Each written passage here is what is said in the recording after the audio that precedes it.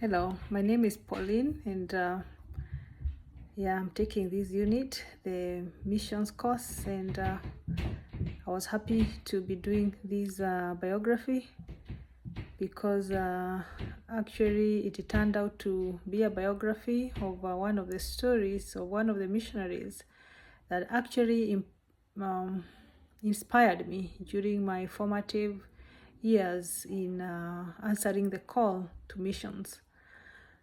I wrote about the life and ministry of David Adeni. He was born in England in 1911, and he's actually born in the hometown of another key missionary figure called John Bunyan. Sorry. That name is not quite familiar with me, but he's one of the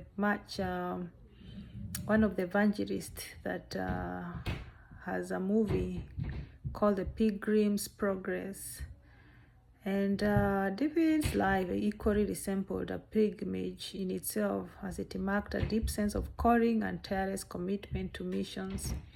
He was born into a Christian family. Adeni's parents were both passionate about missionary work. His father served as a missionary to Jews in Romania, and all four of the Adeni brothers eventually became missionaries.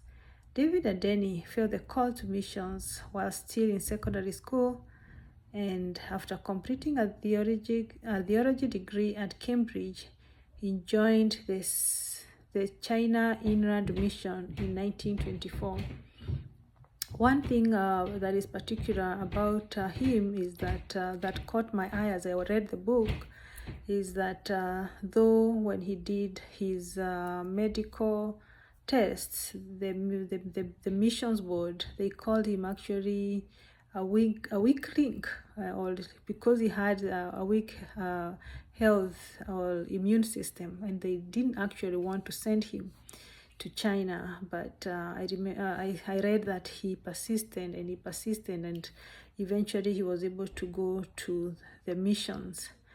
And this story, I actually read it. It was, like I said, it inspired me when I was in my formative or in my foundational years as a Christian who was called to missions. And I have seen that he persisted in his call, and though the challenges, he had lots of challenges in his work, but he was able to persist. When he was there in China, he was able to marry a lady who was a fellow missionary in the China Inland Mission, and together they had children, and they served the whole of the Asian continent. And one thing about the Adeni story is that it's a story full of humility and servanthood. And he was quick to repent. He was a man who was active and full of effort in his ministry. He was always willing to serve others, and this humility enabled him to work effectively in a cross-cultural context, particularly in his partnership with Chinese leaders, and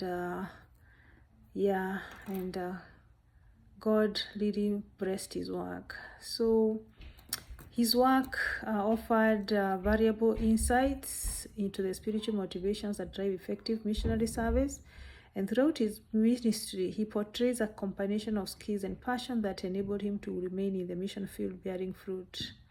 And may we all have that kind of humility as we serve, and may we be persistent even when challenges are there, because in missions work there will always be challenges. May God bless us, and may we be the next David and Dennis of this age.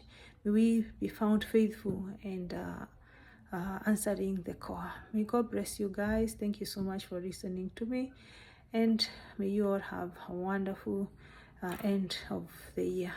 Blessings. Bye.